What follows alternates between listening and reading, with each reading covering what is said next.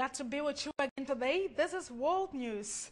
Now, China has called for calm and restraint after North Korea said it will carry out further rocket launches and a nuclear test targeting the United States. China's foreign ministry asked the relevant party not to take any steps that would raise tensions. Pyongyang's announcement of a rocket launch comes just days after the United Nations increased sanctions against North Korea following a rocket launch last month. If North Korea's recent rocket launch was regarded as an act of defiance at the UN, worthy of this week's Security Council resolution, then Pyongyang warned on Thursday that there was more to come.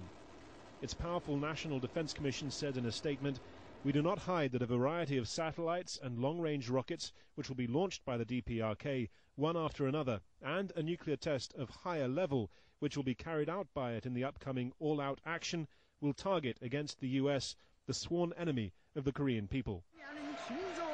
This was both a return to the kind of fiery anti-US rhetoric that has been notable by its absence during Kim Jong-un's first year in power, and the first official confirmation that a third nuclear test was in the works. We consider that North Korea is ready to conduct a nuclear test at any time if its leadership decides to go ahead. We're closely monitoring the North's nuclear test preparations and its military movement based on a firm and combined defense position. The US Special Representative on North Korea policy, in Seoul for talks with his South Korean counterpart, called on Pyongyang not to carry out a nuclear test. It would be highly provocative. It would set back the cause of trying to find a solution to these long-standing problems that have prevented the peninsula from becoming reunited. I think it's very important that they don't test. Davies also used his visit to meet South Korea's President-elect Park Geun-hye, who campaigned on a more conciliatory approach towards Pyongyang than the current incumbent Lee Myung-bak, a policy that a nuclear test would make harder to fulfill in her first months in office.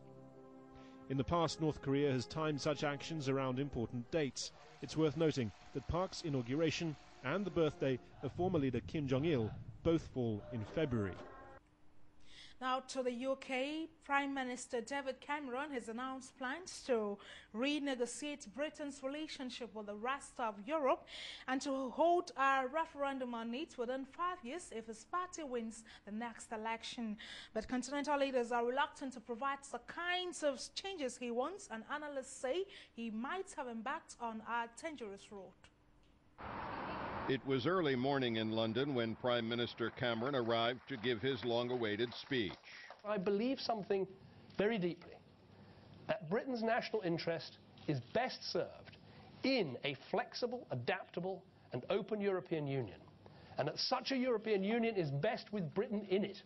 That means negotiating a looser relationship with the European Union at a time when many of its members are moving toward closer integration, and then putting the plan to a vote by the British people. France's Minister for European Affairs spoke for many of his colleagues on the continent. We can say to the United Kingdom that Europe needs strength, coherence and cohesion, and you cannot have an à la carte Europe. Mr. Cameron also faced domestic criticism for his decision in Parliament. Opposition leader Ed Miliband. He's going to put Britain through years of uncertainty and take a huge gamble with our economy. Even Mr. Cameron's coalition partner, Deputy Prime Minister Nick Clegg, was critical. Years and years of uncertainty because of a protracted, ill-defined renegotiation of our place in Europe is not in the national interest because it hits growth and jobs. Mr. Cameron says the uncertainty is there anyway, and his approach will at least provide an endpoint for it. But Europe expert Ian Begg at the London School of Economics says the changes Mr. Cameron wants are minor, and he's concerned that such issues blown out of proportion are risking Britain's place in an economic and trade pact that it needs. I think it'd be damaging to Britain because being inside the big tent in this increasingly hostile global world is better than being on your own.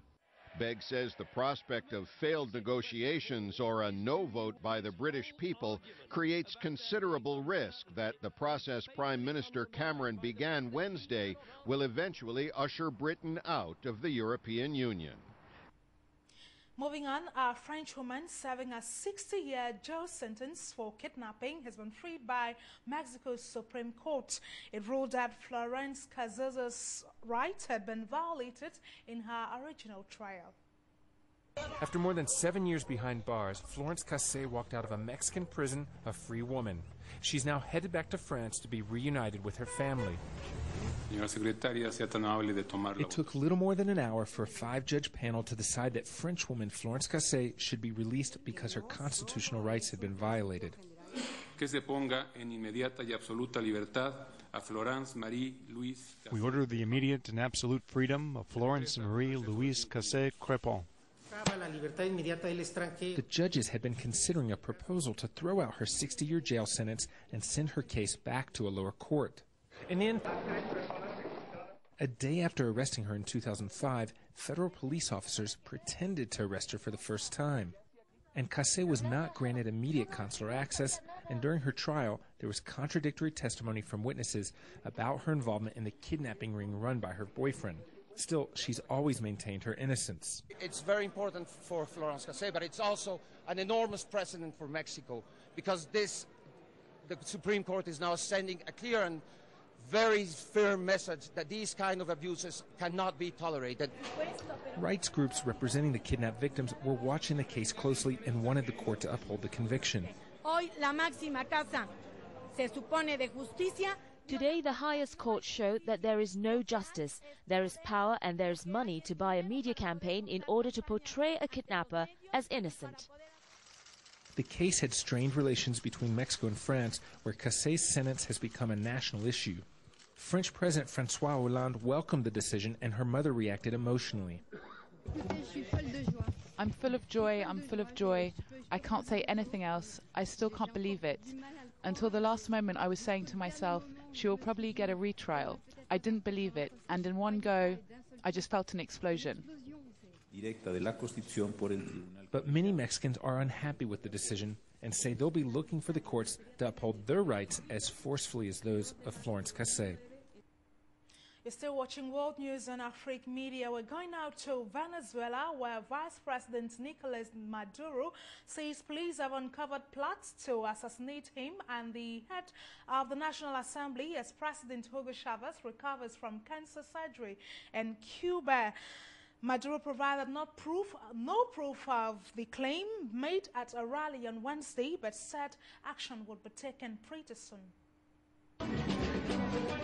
It was a party atmosphere, dancing in the streets like there wasn't a worry in the world.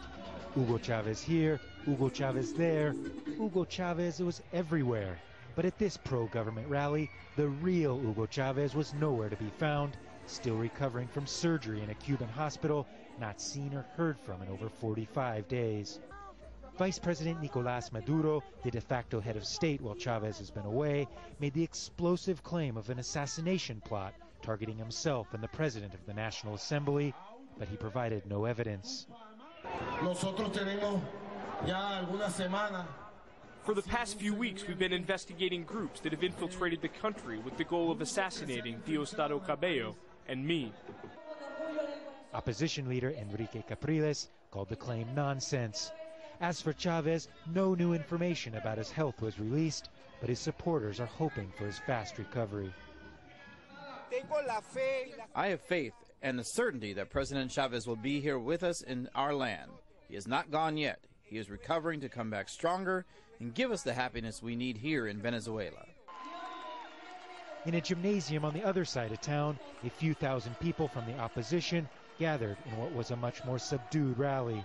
The 23rd of January is traditionally a day to celebrate the struggle to ouster one of Venezuela's military dictators 55 years ago. But now the opposition say that history is repeating itself. 55 years after overthrowing a dictator, we now have intolerance, authoritarianism and populism falling over the Venezuelan people. That is why today is a gathering not only to remember the past, but also to reaffirm the commitment to our fight. But the opposition remains fractured and deflated after last year's election defeat, but still trying to mount an alternative. Now, about 70 Russians who left Syria with the Kremlin's help have arrived in Moscow, but Russia insists it is not the start of a mass airlift of its citizens. It is believed that tens of thousands of Russians are living in Syria, which is a close ally to Russia.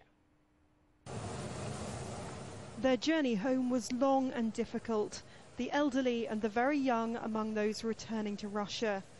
The early morning below freezing temperatures taking some by surprise. These are among more than 70 people flown in 2 planes back to Moscow from Syria through Lebanon. Among those arriving, Russian women who were married to Syrian men. Some of their husbands accompanied them back to Moscow. The situation is not very calm. Fighting is going on. We received help. We were given an opportunity to leave, and they helped the children as well. How did this happen? I've packed up and sold everything I could in 1 week. Russia insists this is not the start of a large operation to move its citizens out of Syria. It's thought tens of thousands of Russians are living in the country. They brought 77 people to whom the Russian government offered the opportunity to voluntarily return to Russia because of the emergency situation in Syria. Russia is considered to be Syria's main ally during its almost 2-year conflict, blocking 3 UN resolutions which Moscow believes will lead to the Syrian president being pushed out of power using military force. At a news conference, the Russian foreign minister reiterated his call for all sides to negotiate. The Syrian opposition is obsessed with the idea of eliminating Bashar al-Assad's regime. While they preserve this irreconcilable position, nothing good will happen. For some here at Moscow airport, a sense of relief about being reunited with their families, but also thoughts of those they left behind. Okay, boats carrying what appear to be scores of Rohingya civilians are arriving on the shores of Thailand after weeks at sea. Ethnic Rohingya have been fleeing sectarian violence in Burma's Rakhine region. Here in the southern Thai port of Phang An, just 100 kilometers from some of the country's top beaches, the most recent group of foreigners have arrived, unannounced. Since mid-January, more than 1,000 boat people claiming to be Rohingya outcasts fleeing ethnic violence in Burma's Rakhine state have drifted into Thai waters. For many, the harrowing journey in rickety boats on the high seas with barely enough food and water to survive offers a better future than the one they face in Burma. Amahai Aricha from Sitwe says she fled to sea after soldiers shot her 2 sons. There was no water on the boat and we were desperate. Some people passed out, others vomited. I want to die here. I don't want to go back. I have no family left in Sitwe. They've all been killed. In recent years, boatloads of mostly male economic migrants from Bangladesh and Burma have made their way down the coast in hopes of reaching predominantly Muslim Malaysia. This year, with the escalation of violence in Rakhine State, more women and children are making the precarious journey. Nurse Juanita Nacharum says after weeks at sea, many suffer from malnutrition and anemia. The people didn't have enough food or water. They were traveling for more than 10 days and had to drink seawater. While authorities try to sort out who is an economic migrant and who is a victim, there are also allegations that Thai soldiers have sold refugees to human traffickers. Officials are investigating the claims while they round up Rohingyas found in Thailand. Tripech Pikun of the Thai police says those found at sea are resupplied and allowed to continue. If they're in the sea with their own boats, we will give them food and water and gasoline so they can travel on to their destination. We will provide them with a way to get there. We first ask them where they want to go, Malaysia or Indonesia. We will provide directions on how to get there. For now, thousands of Rohingya continue to be in limbo, a stateless people praying for a home. Moving on, an ethnic minority group in Thailand is fighting to stay on waterfront land they claim as their own. The so-called Sea Gypsies say they are being forced to move because developers want to use it for tourism. They no longer roam on the ocean, but they need to be close to it. They're known as Chow Lei, or people of the sea, the original inhabitants of Phuket, an island in southern Thailand. When their sea gypsy ancestors weren't on the water, they lived on this seaside land, which their descendants still call home. But officially, they've never owned the land, and the people that do want it back. The person who claims to own the land has worked with the local government to try to relocate us, but we don't want to leave because this land belongs to us. There are more than 2,000 Chow Lei in this village. It's a poor community struggling with problems like alcoholism and other health issues.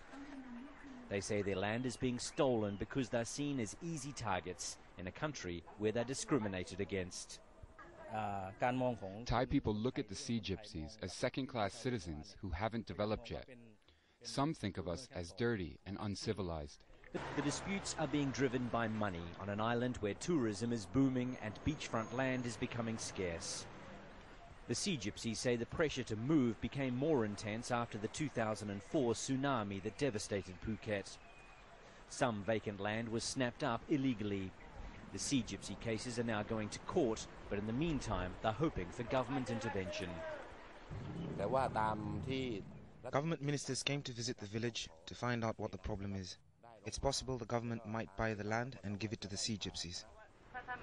The Chow Lei people still claim to have a special connection with the ocean. Their main source of income is from fishing. Some still use the traditional method of free diving. All right, that's world news for you today. Thank you for being there. Bye for now.